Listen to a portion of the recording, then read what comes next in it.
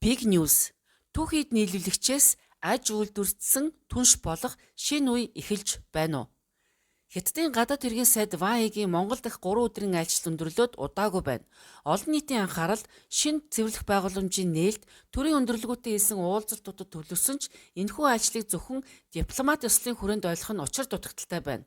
Учир нь Ван И бол жирийн нэгэн гадаад хэргийн сайд биш. Тэр бол Хятадын коммунист намын төв хорооны улс төрийн товчооны гишүүн. Бүгд найрамдах Хятад улсын дарга Ши Жинпиний хамгийн ойрын гадаад бодлогын зөвлөхүүдийн нэг бөгөөд Бээжингийн стратегийн бодлогыг хэрэгжүүлэгч гол улс төрчдийн нэг билээ. Тиймээс түүний айлчлалын ач холбогдлыг юу хэлв гэдгээр бус харин ямар мессеж агуулв гэдгээр дүгнэх нь чухал. Сүүлийн саруудад бүгд найрамдах Хятад улсын дарга Ши Жинпин Монгол улсад айлчлах тухай мэдээлэл дипломат хүрээнд идэвхтэй яригдж байгаа.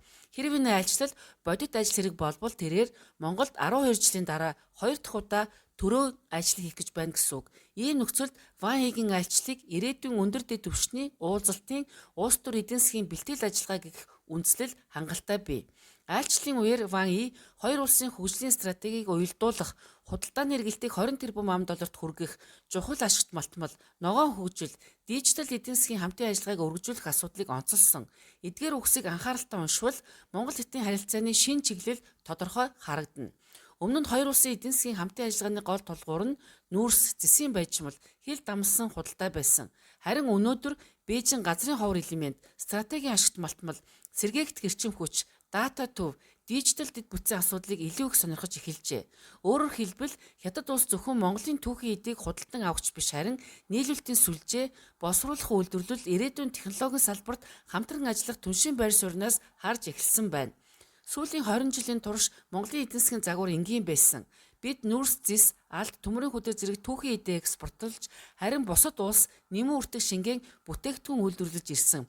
Харин Ван Игийн айлчлалын үеэр онцлсон чухал ашигт малтмал, ногоон хөгжил, дижитал эдийн засаг гэсэн гурван ойлголт нь түүхийн эдээс үйлдвэрлэл рүү шилжих шинэ үе эхэлж болзошгүйг харуулж байна. Ван Игийн айлчлал өндөснөөс хэдхэн хоногийн дараа ерөнхий сайд учрал бүгд найрамдах Хятад ард улсад ажиллаж, зуны Давосын чуулга уулзалтанд оролцсон Хятадын удирдлагууд болон дэлхийн томоохон компаниудын төлөөлөлтөд уулзалт хийж байна.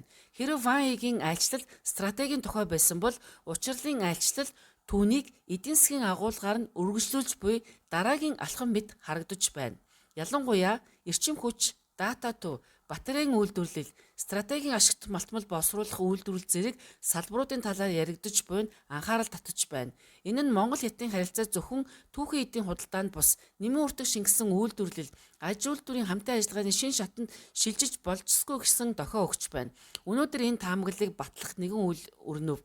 Ерөнхий сайд учрал дэлхийн хамгийн том батарей үйлдвэрэгчийн нэг болох CATL буюу Contemporary Amperex Technology Limited компани үүсгэн байгуулагч тууцын дарга Робин Зентэй уулзлаа. Энэ компани нь дэлхийн цахилгааны автомашин батарейны зах зээлийн бараг 40%-ийг дангаараа эзэлдэг бөгөөд эрчим хүч хадгалах системийн салбарт мөн дэлхийд тэргүүлэгч компани юм. Уулзалтаар зөвхөн батарей нийлүүлэх тухай бус Монголд эрчим хүч хадгалах систем байгуулах, батарейн түүхийд босруулах, эд анги угсрах, дахин босруулах үйлдвэрлэл хөгжүүлэх боломжийн талаар ярилцсан онцгой анхаарал татаж байна. Төв аймгийн Сэргэлэн суманд батарей хуримтлууллын төсөл хэрэгжүүлэхээс эхлээд цаашид босруулах үйлдвэрлэлийн хамтын ажиллагааг өргөжүүлэх асуудал хөндөгдсөн Монголын хувьд шин шатны хамтын ажиллагааны эхлэл байж болох юм. Эндээс нэг сонирхолтой асуулт урган гарч байна. Хэрэв Монгол газрын ховор элемент босруулах үйлдвэр, батарей материалын үйлдвэр, дата төвийн кластер, зэс хайлуулах үйлдвэр байгуулах тухай ярих гэж байгаа бол хамгийн түрүүнд эрчим хүчний асуудал босч ирнэ. Өнөөдөр оюу толгой уурхайн эрчим хүчний тодорхой хэсгийг өөр Монголын эрчим хүчний системээс хангаж байгаа бөгөөд үүний төлөө жилбүр их хэмжээний валютад Монгол улсаас гадаг шүүс урсдаг. Тиймээс эрчим хүч, боловсруулах үйлдвэр, стратегийн ашигт малтмалын асуудал тус тустай биш. Нэг том гео эдийн засгийн зураглалууд болж эхэлнэ. Мөн Ван И шинэ төв цэвэрлэх байгууламжийн нээлтэд бичлэн оролцсон зүгээр нэг ёслолын ажиллагаа байсангүй. 8 жилийн өмнө уг төслийн эхлэлийн үе шатанд оролцож байсан тэрээр ашиглалтад хүлээлгэх өгөх нээлтэнд хүрэлцэн ирсэн нь Хятадын зөөл хүчний бодлогын илэрхийлэл байв. Бээжин Монгол зөвхөн нүүрс худалдан авахч хөрш бус, хот байгуулалт, байгаль орчин, дэд бүтцийн хөгжлийн түнш гэдгээ харуулахыг зорж байна. Нэг зүйл тодорхой байна. Ван Игийн айлчлалын гол асуулт нь худалдааны эргэлтийг 20 тэрбум $д хүргэх тухай биш, харин Монголыг зөвхөн Түүхийн экспортлогч хэвээр үлдэх үү? Эсвэл стратегийн ашигт малтамлаа дотоодоо босруулж аж үйлдвэрлэсэн эдийн засаг руу шилжих үү гэсэн сонголттой холбоотой юм. Хэрв эх саруудад Ши Жинпиний альчлал бодит ажил хэрэг болж түүнтэй зэрэгцсэн газрын ховор элемент босруулах үйлдвэр, батарей материалын үйлдвэрлэл, дата төвийн дэд бүтц, эрчим хүчний томоохон төслүүд яригдвал ВАЭ-гийн ундагийн альчлал Монгол Хятадын харилцааны ээлжид уулзалт бус харин Монголын аж үйлдвэржилтийн дараагийн үе шатны эхлэл байсан гэж түүхэнд үлдэж мэднэ. Хэрэв өнгөрсөн 20 жил Монголын эдийн засаг нүүрсний 90 байсан бол эх 20 жил батарей, эрчим хүч хадгалалт, дата төв, хиймэл оюуны дэд бүтцийн 90 байж магадгүй. ВАЭ-гийн альчлал болон түүний дараахан өрнөж буй өндөр түвшний эдийн засгийн уулзалтууд энэ шилжилтийн эхний дохио байж болох юм. Тиймээс Big News энэ тухай анализик мэдээлэлээ үргэлжлүүлэн хүргэх болно. Анхаарал тавьсанд баярлалаа.